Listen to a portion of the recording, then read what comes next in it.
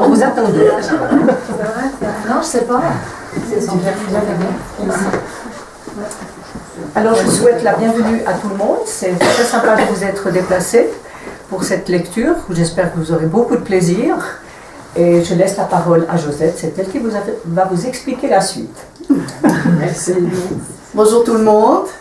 Je me rends compte que c'est un petit peu une rencontre de camarades d'école. Plus des visages nouveaux, c'est merveilleux, magnifique.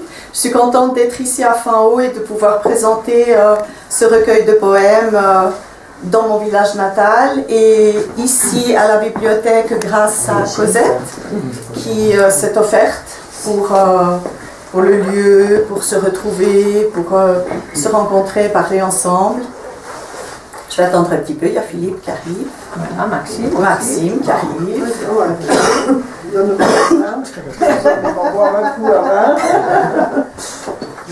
Bonjour. Bonjour Philippe, bonjour Maxime. Bienvenue.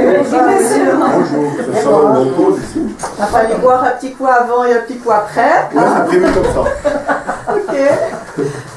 J'ai juste commencé à dire bonjour à tout le monde, alors bonjour à vous aussi. Et puis dire que je suis très contente de présenter ce recueil de poèmes ici à Fin-Haut, dans mon village natal. J'ai commencé à écrire quand j'étais adolescente, à mes 13 ans, et je n'ai plus jamais cessé. Mais c'est vraiment la première fois que je fais quelque chose de concret.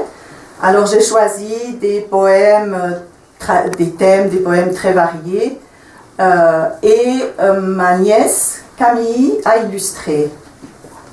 L'histoire est née de cette manière. J'étais dans le train à traverser la Suisse comme je le fais tellement souvent. Et Camille faisait la même chose que moi. Donc on voyageait ensemble toutes les deux. Et je lui ai dit, je veux vraiment réaliser mon livre maintenant, concret, c'est décidé. Et j'ai ajouté en riant, je veux l'illustrer pour que ça ne soit pas simplement écrit, mais imagé, coloré, etc. Et alors, quand j'aurai terminé, j'aurai certainement plus de 90 ans. parce que je ne suis pas peintre et voilà, je prendrai le temps et ça s'est passé comme ça. Et le lendemain, j'ai reçu un téléphone de Camille qui me dit « Écoute Josette, si tu as du plaisir, si tu as envie, si tu es d'accord, si tu es ouverte, je vais faire les illustrations du livre. » Alors c'était « Waouh, magnifique !» Et voilà. Donc notre collaboration à toutes les deux a commencé il y a quelques années déjà. Et puis on a réalisé un premier ouvrage, un seul, pour voir un peu voilà ce que c'est, qu'est-ce qu'on peut faire. Et après il y a eu la pause qui m'a permis de réunir les finances nécessaires pour vraiment imprimer le livre. Parce que voilà, ça a un certain coût. Voilà. Et l'année dernière, nous sommes repartis dans notre travail ensemble pour vraiment arriver à la finalité. Maintenant, je vais vous lire quelques textes un peu variés comme ça, pour vous donner une idée. Les dessins et peintures qui sont présentés ici et dans les vitrines sont, à l'exception d'un seul que je vois là-haut, sont présents dans le livre. Et il y en a beaucoup plus encore dans l'ouvrage. Mais ils ont déjà été vendus, ils sont déjà partis vers leurs nouveaux propriétaires. Mais dans le livre, vous trouvez absolument toutes, bien sûr, toutes les illustrations. Alors, comme je suis, comme beaucoup d'entre nous ici, une fille de la montagne, on va partir d'abord vers les sommets. Je vais vous lire un texte que j'ai écrit quand j'étais quelque part là-haut sur le Bel Oiseau. Quand j'ai pu recommencer à faire des randonnées, quand mes pieds m'ont permis de recommencer à marcher, je suis partie très très souvent seule dans les montagnes et j'ai écrit dans la nature. Et la montagne m'a fait des confidences. je vais vous lire ce que la montagne m'a confié. Montagne en confidence. Je porte sur fond d'argile l'empreinte de millions de pas, gravant les jours de mon éternité. Je cache au creux de mes abîmes la poésie des cimes inscrite en rime de sérénité. Enfant de ce pays, je ne suis point, et tu en as connaissance, inaccessible immensité. Toi qui le sais, dis ma défense, donne-moi la vérité qui m'habite. Au fil des siècles qui coulent dans une vie d'infini, j'ai laissé sur ma roche glisser tant de gouttes d'eau, en orages, pluies, cascades et torrents, que j'en ai perdu mon originelle apparence. J'ai permis à tant de tourmentes, bourrasques, tempêtes et vents de tous horizons, de s'infiltrer au tréfonds de mes grottes et cavernes, qu'ils en ont fait trembler mon corps jusqu'à ses racines de granit. Tant de fois, j'ai reçu la brûlure d'un soleil sans ombre, qu'il en a chassé l'herbe, la fleur, l'arbre, qui, en mes flancs, tentait la naissance de la vie. J'ai reposé sous la lune dorée, au firmament des étoiles sans nom, me dressant de toutes mes pointes dans le noir de la nuit pour toucher la céleste lumière. J'ai dormi, glacé, immobile, sous le blanc de neige, écrasé de ce poids de douceur, envoûté d'intensité de silence. J'ai invité les hommes à briser ma force, en poudre de roche, fine et guérisseuse, entourant leurs poignets douloureux, enveloppant leurs pieds en souffrance. Et j'ai voulu que jaillissent mes sources, à la chaleur de mon offrande, pour s'en aller frémissante au long des vallons, désaltérer tous les êtres de la planète. Je ne suis pas, moi, la montagne, sorcière féroce qui dévore. Je suis magicienne aux heures de vos vies, qui jamais ne cessent de donner.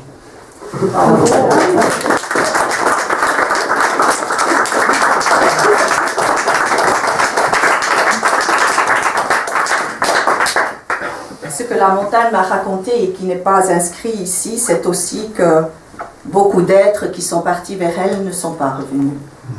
Et nous qui sommes ici présents, nous en connaissons beaucoup. Et le message qu'on pourrait donner, c'est de garder dans son cœur l'idée que tous ces êtres qui sont partis marcher dans la montagne et qui n'en sont pas revenus, ils l'ont fait parce qu'ils l'aimaient. Ils sont allés marcher vers elle par amour, dans un état d'esprit d'amour. Voilà. Merci.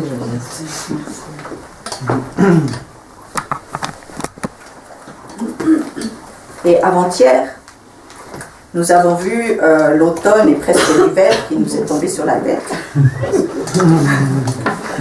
Avec le gros brouillard, la neige, le froid, l'hiver qui va arriver. J'ai écrit un texte qui s'appelle « Printemps d'automne ».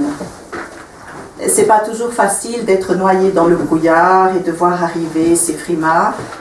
Et à l'intérieur de soi, dans son cœur, on peut avoir envie de transformer tout ça pour en faire quelque chose de beau et de lumineux.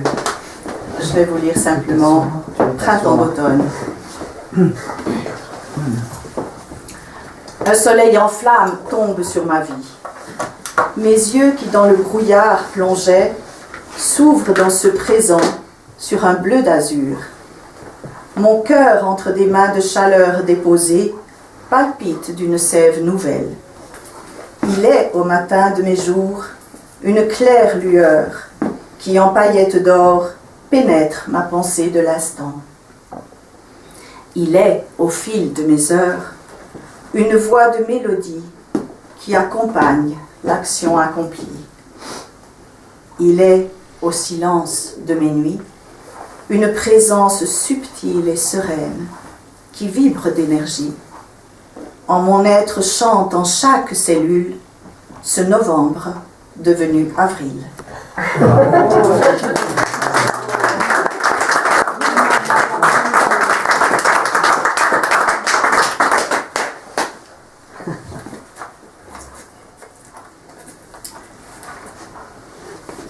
Ce livre s'appelle Instant de vie, en dialogue à l'âme. Et j'ai envie de partager avec vous un de ces instants de vie que j'ai reçus à un moment donné dans ma propre vie. Lorsque je me baladais dans la montagne, un jour, j'ai rencontré une fillette. Et l'instant qui a été vécu et partagé avec cette fillette était tellement beau que j'ai eu envie, quand je suis rentrée, j'ai tout de suite mis tout ça sur le papier. Voilà, j'ai mis des petits tickets un petit peu partout. On va retrouver, voilà, fillette en fleurs. Et le dessin qui l'accompagne, c'est la fleur qui est là-haut. Fillette en fleurs. Cheveux d'ébène, cascade de soie, ondulation de douceur, sourire de candeur, innocence d'infini, peau sombre, finesse de satin, enveloppe ton esprit de lumière. Tu rayonnes tes 4 ans sur notre terre de vie, petite fille d'ailleurs. Ton regard de profondeur, mon regard de chaleur, en ce premier clin d'œil, renoue connaissance. Ton âme de ciel et mon âme de renaissance se rencontrent en un rire de liberté. Enfant de cette Inde lointaine, vers moi tu es venu. Tes mains, porteuses de fleurs joyeuses, gorgées de soleil. Fillette d'amour, bouquet de magie, en mon cœur déposé pour l'éternité.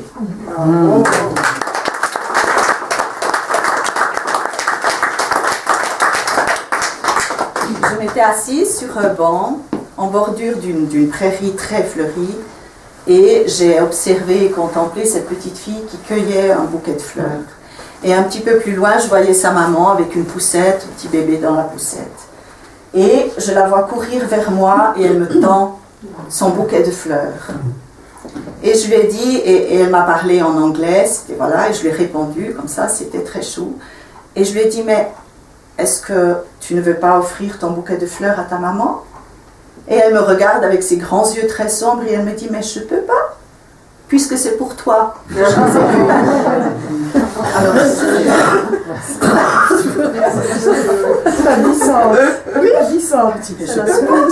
je l'ai cueilli pour toi.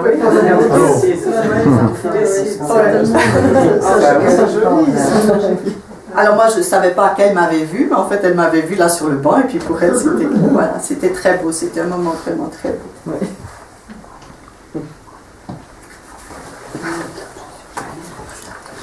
Ce poème s'appelle « Sur le seuil ». Je l'ai écrit il y a 15 ans déjà. Et ce qui a été vécu à ce moment-là, on le retrouve aujourd'hui d'une manière extrêmement intense, avec toutes ces mamans, tous ces papas qui s'en vont avec leurs enfants, leurs bébés, leurs familles, pour vivre une liberté, une chaleur, une vie meilleure.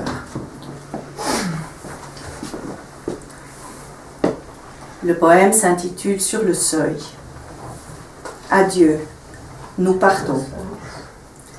La femme et l'enfant se tiennent là, embrassés, l'une dans la chaleur de l'autre, penchent leur cœur vers la terre.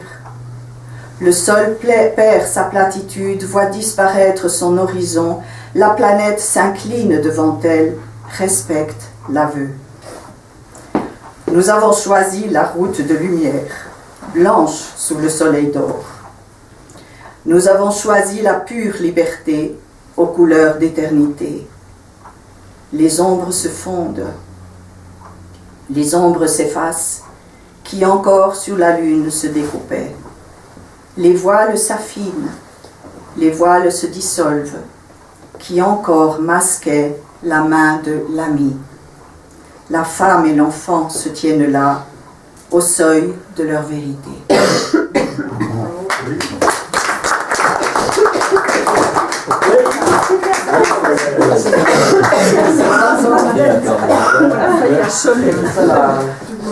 Non, mais c'est pas tes mains, ça fait du bien. Parce qu'elles sont juste posées. Elles sont juste au moment où on a. Oui, c'est ça. On a rien touché.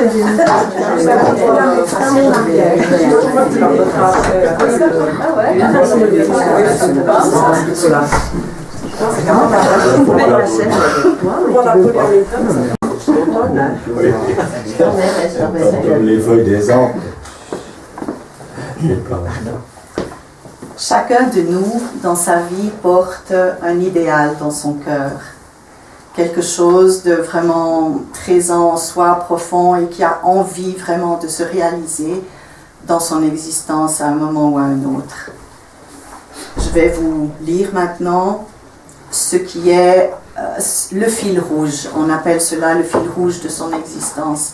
Je vais vous lire tout simplement ce qui est le fil rouge de mon existence. Et chacun pour soi, à l'intérieur de soi, on peut se dire, voilà, qu'est-ce que je porte en moi, qu'est-ce que j'ai envie de vivre, qu'est-ce que j'ai envie de réaliser. Le poème s'intitule « Âme en voyage ». Lorsque j'aurai fait don de tous les mots, encore en rade au port de ma pensée, dessiner le contour de chaque lettre qu'il écrit, former les phrases du bon, du bien, du beau, lorsque je permettrai à mes yeux de s'ouvrir sur la vision profonde de toute âme croisant mon chemin, lorsque je laisserai mes oreilles intérieures être à l'écoute de chaque son de vie qu'il me sera donné de recevoir, lorsque je donnerai à mes mains la grâce d'offrir le baume qui guérit, la chaleur qui encourage, la tendresse qui apaise, la force qui stimule, alors pourra se clore l'ouvrage de ma vie, reçu en lien à un firmament d'infini, poudre de lumière dans un océan d'étoiles.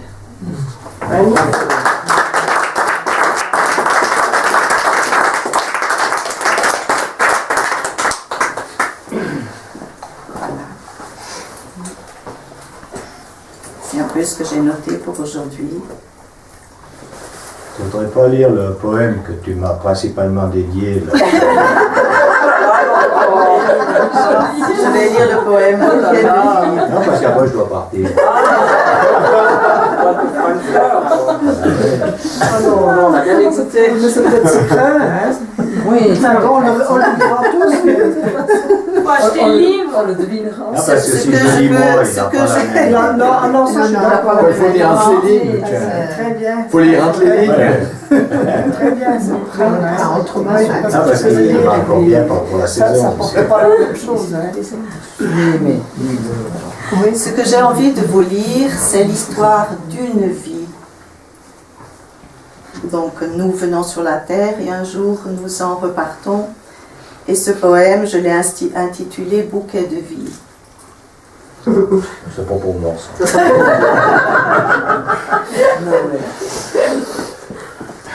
Aujourd'hui est le passé de demain.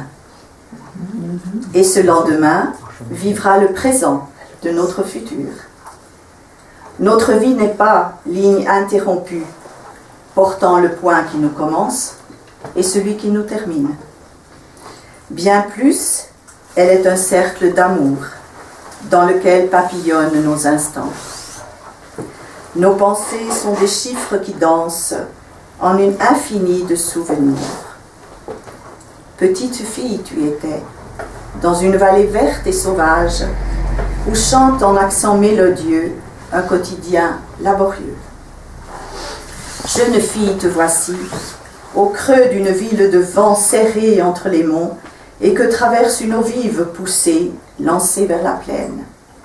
Femme devenue, au cœur des montagnes, blottie dans un refuge minuscule aussi vaste que le monde, ouvert aux étoiles, habité de leur lumière. Est arrivée l'heure des retrouvailles, celle où la pensée efface toute barrière de temps pour saisir ses mémoires.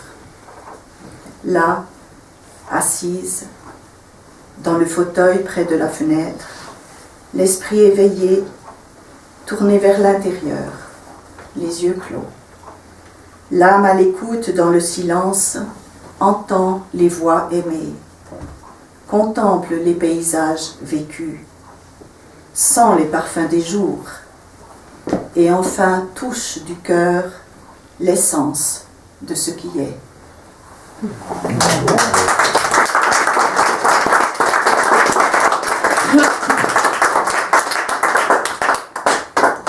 Magnifique, Josette, merci. Ouais.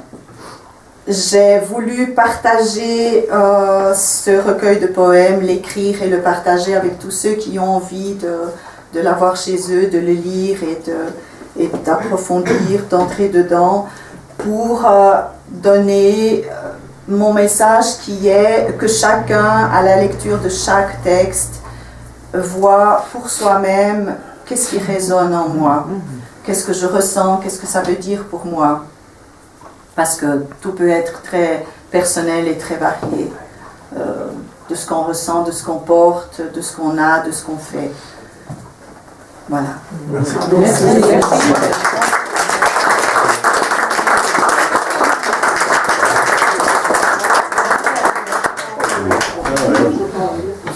Maintenant, on va se retrouver, continuer à être ensemble pour tous ceux qui peuvent et qui en ont envie.